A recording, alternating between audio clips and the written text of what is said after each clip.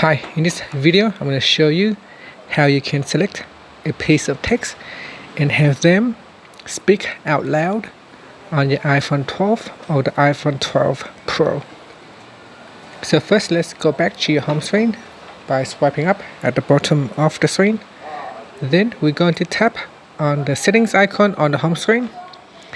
In the settings page, you want to go down and tap on accessibility.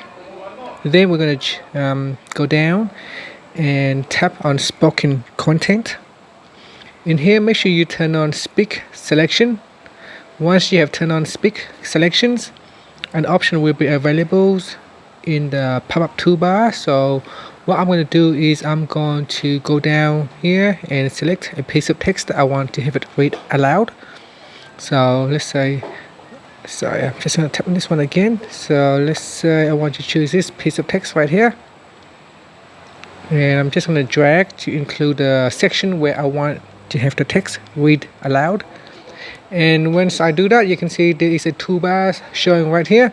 Now if the toolbar does not show, you just have to tap on the selected piece of text or the highlighted part, and the pop-up toolbar will appear, and all you have to do is tap on the speak button.